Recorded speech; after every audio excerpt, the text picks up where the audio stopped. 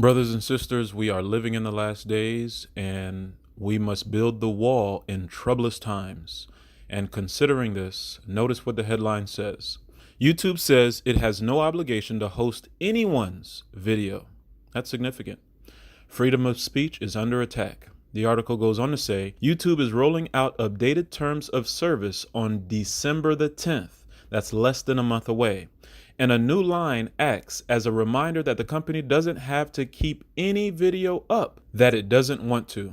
YouTube is under no obligation to host or serve content, the new terms of service policy reads. It's another way of saying that just because YouTube is a relatively open platform, it doesn't mean that the company is required to keep videos up. What's this next headline? It says, YouTube accounts can be deleted if no longer commercially viable.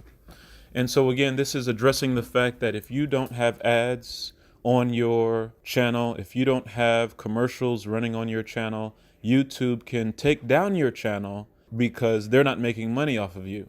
And if the FTC is bringing independent piecemeal actions against content creators for violating COPPA, that may discourage content creators from posting content on YouTube. So the analogy that I think of, imperfect, is the expression about shooting fish in a barrel. And YouTube is the barrel, and the content creators are the fish. And so it's a place where this content is centralized, and essentially it's easy for us to find. This action is changing YouTube's business model, that YouTube cannot bury its head in the sand. YouTube cannot pretend that it's not aware of the content on its platform and hope to escape liability for COPPA.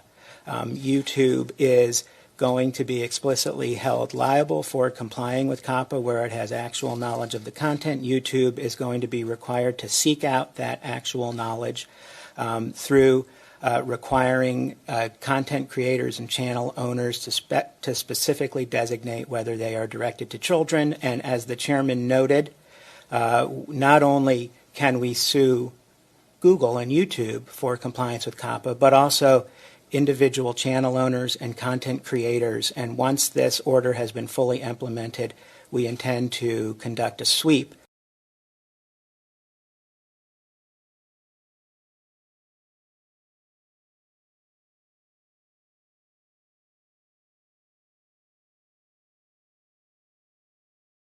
YouTubers beware. Beginning December 10th, your channel could be removed, access revoked, and effectively banned at the sole discretion of YouTube, which of course is owned by Google. A new terms of service was sent out by the video platform just a few days ago, and in it, there's a line that reads, YouTube may terminate your access or your Google account's access to all or part of the service if YouTube believes in its sole discretion that provision of the service to you is no longer commercially viable. Ominous words there. So for more on this, let's turn to investigative journalist Ben Swan. Okay, Ben, so that sounds kind of sketchy to me. It's very sketchy. YouTube gets to be the sole decision maker, or in the words of George W. Bush, the decider, right, on whether or not someone's channel can stay up. Sure. But which they've always been. How do they define, though, commercially viable? Well, that's what's interesting about this. The terms of service, and by the way, YouTube had sent out an email to content creators previous to this that kind of laid out some of the new terms of service. This was interestingly omitted from that email. It was not included in there. And so now that it's been spotted, it's getting a lot of attention, and YouTube's like, it's not a big deal. It's a very big deal. And the reason it's a big deal is because essentially what YouTube is saying is that if your channel does not make money, we can take it down because we can't advertise on it. Okay, that's the first issue. But the second issue is, and this is what no one else is talking about, is that YouTube has been on a mission essentially for the last couple of years of demonetizing channels, right?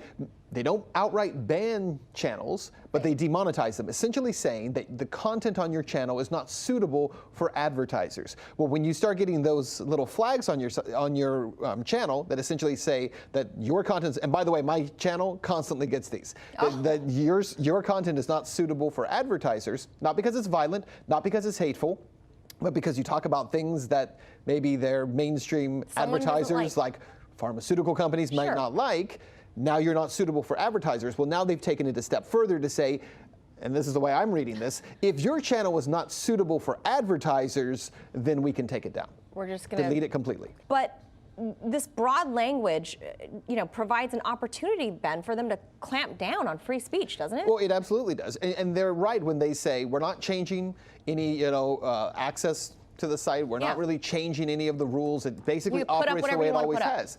But what they are changing is the expectation. And here's the expectation. When YouTube came along years ago, over a dozen years ago, yes. The early adopters of YouTube were people who would go on there and say, look, I can't create content in order to, put this on broadcast television. Right. That's why it was called YouTube.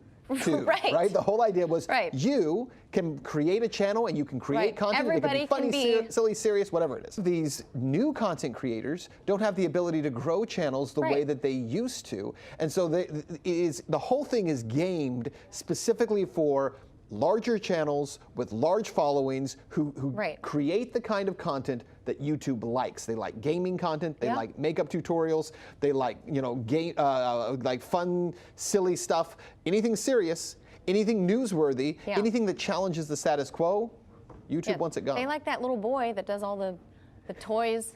Ryan. Kids who open boxes. They love Ryan. that stuff. Yes. Now, back to the same argument that you and I have discussed over and over about Facebook, about YouTube. That's right. Is it a publisher or is it something else? Right. Well, is it a publisher or is it a platform? If it's a platform, then you don't have the right to remove everyone from your platform, right? You are creating the platform. And I think you can make an ethical argument that says, even if you are a platform and someone is creating content that is not commercially viable, the terms of service for YouTube have never been, can you make us money? Yeah. Essentially what you're saying as YouTube now is that not only are we the lords of this space, right, but we're essentially creating a tax system, a taxation system, where if you create content that we deem as worthless or not valuable to us, we'll remove you and make room for someone else. Who does it harm for a content creator to be on there and not be able to make money? Right. What if you're another 5-year-old that's not Ryan, and is unboxing presents or whatever, and people don't watch your videos? And what does that cost YouTube? It doesn't cost YouTube anything. So what this really is about, it's not about the people who are unboxing or who don't make money. It's about the next step in the demonetization strategy that says, first we demonetize information that we don't like, and the next thing we'll do is say, you're not commercially viable, so it doesn't sound like they're politically biased, and they remove you for that reason, when in fact, they're actually removing you because corporate overlords are saying to YouTube, we want them gone. Yeah, it is always a slippery slope, and you and I are always talking about this. I feel like it's never going to end. Always waving the flag. I was going, wait a minute, that's not right. okay. Yep. Like, what if my kid wants to have a channel? Let him have it. Just let him have it, YouTube. All right, we'll leave it right there. Ben Swan, appreciate your insights. Thank you. Manila, thanks.